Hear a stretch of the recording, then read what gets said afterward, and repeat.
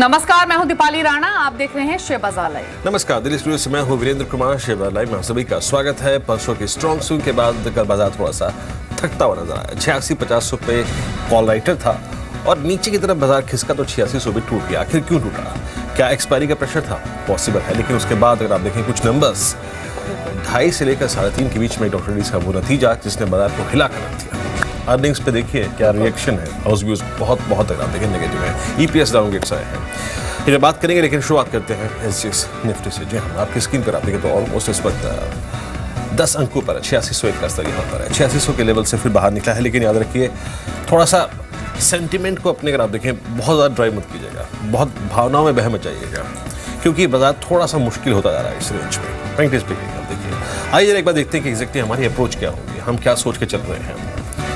Expiry के चलते 8650 एक बड़ा सप्लाई जोन हुआ, याद रखिए। वहां पे कॉल राइटर्स एक मैंडेट बना रहे हैं कि बॉस यहां से ऊपर नहीं। 8530 8540 पे एक सपोर्ट है, क्योंकि जो 8500 की पुट है वो काफी ज्यादा आउटस्टैंडिंग ओएल की खड़ी है। लॉन्ग ट्रेड से बचिए, क्योंकि इंपैक्ट कॉस्ट आपको बहुत पे करनी पड़ेगी इस बाजार में अगर आप एक नेशनल ट्रेड कर रहे हैं। अगर आप ऑप्शन राइटर नहीं है तो ये बाजार फॉर द टाइमिंग इंडेक्स के लिहाज से आपका नहीं। एक्सपायरी के नजदीक सरकारी बैंकों पे थोड़ा सा सावधान रहिए। वहां पे काफी लॉन्ग ओआई यानी ओपन इंटरेस्ट खड़ा है, वो शायद रिड्यूस हो और वो शायद एग्जैक्टली निफ्टी बैंक का अपसाइड कैप कर दे। बाकी प्रेशर अगर आप देखें आईटी में, डॉक्टर रेड्डीज में डेफिनेटली विजिबल है। बिल्कुल, इन स्टॉक्स पर दबाव दिख सकता है और नतीजों का भी असर दिखेगा, क्योंकि आज फिर से एक रिजल्ट हैवी डे है और कई सारी बड़ी कंपनियां जो कि अपने नतीजे पेश करेंगी। लेकिन आज शुरुआत कैसी हो सकती है मार्केट्स की, निर्भर करता है इस बात पर भी कि इंटरनेशनल मार्केट से संकेत आज कैसे मिल रहे हैं। एग्जिट निफ्टी आपके स्क्रीन पर है, लेकिन ओवरऑल क्यूज यूएस से, यूरोप से और एशिया से क्या है ये जान लेते हैं रजत से। गुड मॉर्निंग रजत, बताइए क्या संकेत हैं? बिल्कुल, एशियन मार्केट्स तो पॉजिटिव और इसलिए क्योंकि बैंक ऑफ जापान की पॉलिसी बैठक कल से शुरू होगी और उम्मीद यही है कि कुछ स्टिमुलस जरूर मिलेगा इकोनॉमी को। उसकी एंटिसिपेशन में देखिए कल जो निके पे ड्रॉप था आज बिल्कुल कंप्लीट रिवर्सल है और 1-1.5% के आसपास की तेजी पकड़ ली और साथ साथ अन्य एशियन मार्केट्स पे हैंग सेंग, ताइवान, इनमें पॉजिटिव बाय साइड ट्रेडिंग हो रही है। कॉस्ट पे माइल्डली नेगेटिव है, लेकिन फिर भी मैं कहूँगा कि एशियन मार्केट्स से क्यूज जो है वो डेवलप्ड मार्केट्स के मुकाबले बहुत बेहतर हैं। अमेरिकन मार्केट्स कल मिलीजुली क्लोजिंग होती हुई नजर आई। 19 अंक के आसपास की डाउ जोन्स में गिरावट थी, लेकिन S&P नैस्डैक एक फ्लैटिश ट्रेंड था। नतीजों का इंपैक्ट साफ तौर पर विजिबल था। मैकडॉनल्ड्स के नतीजे आए और डिसअपॉइंटिंग सेट ऑफ रिजल्ट्स से 4.5% के आसपास की गिरावट थी और वो एक दिन की सबसे बड़ी गिरावट है जुलाई 2009 के बाद। तो कहीं ना कहीं मैकडॉनल्ड्स ने एक इम्पैक्ट डाला स्टॉक मार्केट्स पे। लेकिन मुद्दा यह है कि फेड की पॉलिसी बैठक है और जो भी आउटकम होगा ब्याज दरों को लेकर वो एक सिग्निफिकेंट इम्पैक्ट डाल सकता है स्टॉक मार्केट्स पे। लेकिन जानकार मान रहे ज़्यादा ब्याज दरों में छेड़छाड़ की उम्मीद है नहीं। एप्पल का शेयर है ये डिसअपॉइंट कर रहा है लगातार और हम देख रहे हैं नतीजों से पहले ही एप्पल में बिकवाली होनी शुरू हो गई है और ये कंसेक्यूटिवली चौथे दिन गिरकर बंद हुआ है। इसके अलावा इंपॉर्टेंट ये था कि होम बिक्री के जो सेल्स नंबर थे वो काफी बेहतर थे, हालांकि कंज्यूमर कॉन्फिडेंस इंडेक्स में थोड़ी गिरावट देखने को मिली। तो मिले जुले इंडिकेटर्स थे जिसका इंपैक्ट स्टॉक मार्केट पे देखने को मिल रहा था। उसके मुकाबले यूरोपियन मार्केट्स पे अच्छी तेजी थी, लेकिन जिस तरीके से अगर जो भी अनाउंसमेंट आएगी बैंक ऑफ जापान की तरफ से और फेड की तरफ से, तो कल इंपॉर्टेंट इवेंट्स हैं, 2 सेंट्रल बैंक्स के डिसीजन वो इंपैक्ट डालेंगे स्टॉक मार्केट पे। एशियन मार्केट्स का बायस पॉजिटिव है आज। शुक्रिया रजत आपका। तो एशियन मार्केट्स का बायस पॉजिटिव है। Exit Nifty flat with a positive bias से भी ट्रेड कर रहा है, तो बहुत कोई कंक्रीट या फिर कोई एक दिशा देने वाले संकेत नहीं है विदेशी बाजारों से। तो अगेन जो खबरें रहेंगी या फिर जो अर्निंग्स आएंगे उसी के हिसाब से मार्केट शायद आज मोमेंटम दिखाएं। राकेश बंसल भी हमारे साथ मौजूद हैं, वीपी हैं आके ग्लोबल से। Rakesh good morning. इंडेक्स पर आपका व्यू क्या रहेगा? कल वापस 8600 के नीचे फिसलकर बंद हुए हैं निफ्टी। आज के लिए क्या कोई ट्रेडिंग स्ट्रेटेजी बनाना चाहेंगे इंडेक्स पर या फिर अवॉइड करेंगे? Good morning Deepali. स्ट्रेटेजी बड़ी क्लियर है, गिरावट पे खरीदारी करके चलना चाहिए। निफ्टी की अगर बात करें तो 8475 नीचे में एक अच्छा सपोर्ट है। बाय ऑन डिक्लाइन का मार्केट है, जैसे भी थोड़ी देर पहले वीरेंद्र भी बता रहे थे। 8650 एक ऑप्शन के आंकड़े के हिसाब से एक रेजिस्टेंस निकल के सामने आया है। टेक्निकली देखें तो 8655 एक रेजिस्टेंस है, बट सबसे इंपॉर्टेंट चीज क्या है कि निफ्टी नीचे में एक बेस बना रहा है 8655 को तोड़ने के लिए। गिरावट पे खरीदारी करके चलें और एक बार 8655 के लेवल टूटे, जिसकी संभावना मुझे काफी ज्यादा लगती है, तो ऊपर में 8800 के लेवल्स देखने को मिल सकते हैं। जी, तो इंडेक्स पर ये व्यू रहा राकेश का, लेकिन जो डेरिवेटिव मार्केट से संकेत मिल रहा है उनको भी थोड़ा सा समझ लेते हैं, क्योंकि एक्सपायरी के हम नजदीक हैं और उससे ठीक पहले इंडेक्स की दिशा क्या रह सकती है या फिर रेंज क्या हो सकती है ये समझना बहुत जरूरी है। क्या इंडिकेशंस मिल रही हैं डेरिवेटिव के डेवलपमेंट्स को देखते हुए वीरेंद्र?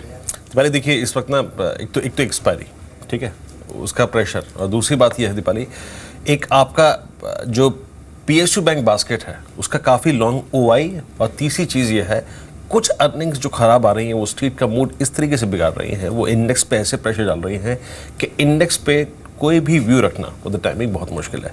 और व्यू से ज़्यादा सही भाषा में बोलूँ तो मैं कहूँगा कि कोई भी डायरेक्शनल ट्रेड लेना इस वक्त बहुत मुश्किल हो गया है। मेरे को नहीं मालूम कि मैं अगर यहाँ पे लॉन्ग पंच करूँ तो मैं स्टॉप लॉसेस मेरे आधे घंटे में ट्रिगर होंगे या फिर 1 मिनट में। एकदम से अगर आप देखें स्थिति बदल रही है, परसों की स्थिति क्या थी, कल की स्थिति क्या थी। हालांकि अगर आप एफआईज को देखें, कैश मार्केट में उनकी तरफ से अभी भी बाइंग है। स्टॉक स्पेसिफिक्स 670 करोड़ रुपए की कैश मार्केट में बाइंग। डीआईज की अगर आप देखें 418 करोड़ की अगर आप देखें कल मार्केट में भी क्वाली थी। और एफएनओ में अगर आप देखें एफआईज ने लगभग 716 करोड़ रुपए की बिकवाली करी है। फिर एक बार सेगमेंट वाइज देखिए एग्जैक्टली अगर आप देखें क्या हो रहा है। इंडेक्स फ्यूचर्स में 384 करोड़ रुपये 94 करोड़ रुपये खरीदारी उनकी तरफ से, वो बाहर है। वो इंडेक्स पे कभी भी अनवाइंडिंग मोड में नहीं रहे इस सीरीज में। हाँ, इंडेक्स ऑप्शंस में लगभग 450 करोड़ की बिकवाली और यहाँ पे स्टॉक फ्यूचर्स में लगभग 493 करोड़ की बिकवाली। तो लॉन्ग ट्रेड्स उन्होंने अनवाइंड किए थोड़ा से यहाँ पर, कहाँ पर, अपने स्टॉक फ्यूचर्स में। और अब जिस प्रकार से ऑप्शंस की बिकवाली है, आप ये देखिए कल कॉल्स में क्या हुआ।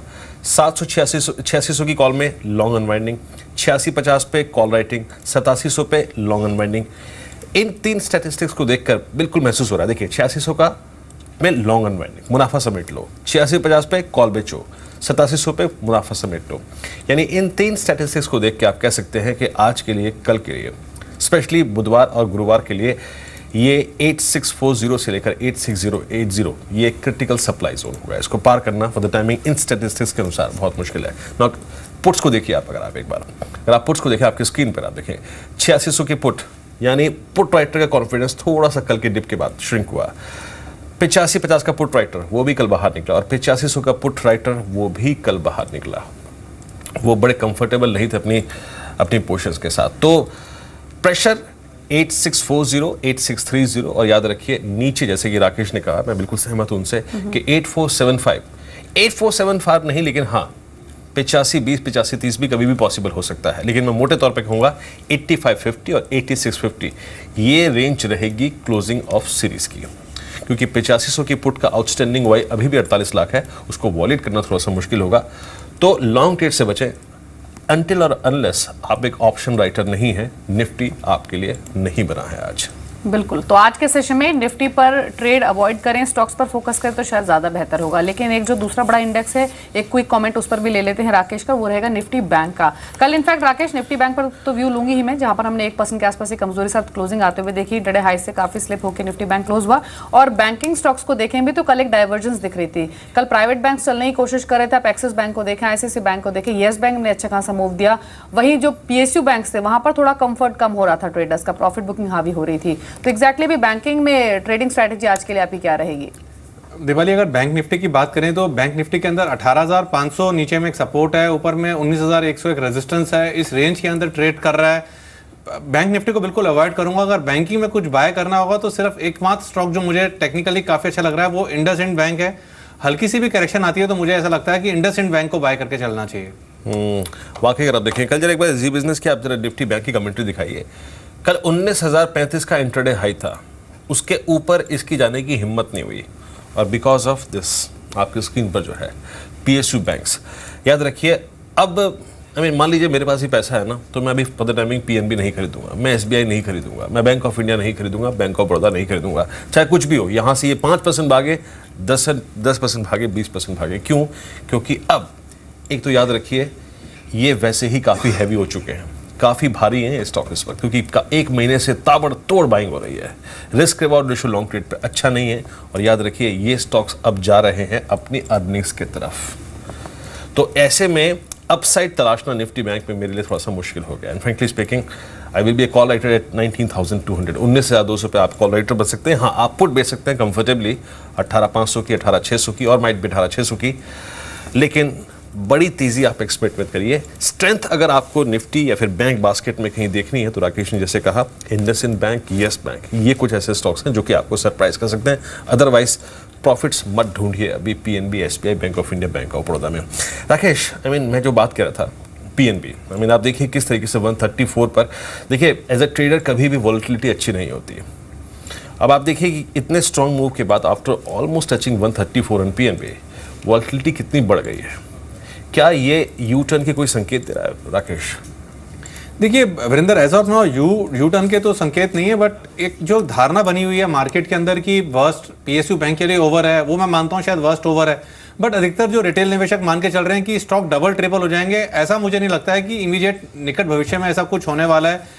पीएनबी में नीचे में एक अच्छा बेस बना हुआ है। अगर ट्रेडिंग का नजरिया है तो वीरेंद्र दूसरे अच्छे विकल्प उपलब्ध हैं, जैसे आपने येस बैंक का भी नाम लिया है, इंडसइंड बैंक का भी नाम लिया है। एज ऑफ नाउ स्पेस से दूर रहूंगा। काफी न्यूज फ्लो है इस स्पेस के अंदर। अगर आप देखें तो बजट के अंदर आया था कि आईडीबीआई बैंक के अंदर एक स्टेक सेल होगा, कल उसका डिनायल आ रहा है। तो मेरे को नहीं लगता है कि अगर किसी का निवेश का नजरिया है तो इस स्पेस को देखें। मोमेंटम और ट्रेडिंग का नजरिया हो तो स्टॉप लॉस लगा के ट्रेडिंग करें। अगर निवेश करना है तो दूसरे अच्छे विकल्प मार्केट में उपलब्ध हैं। जी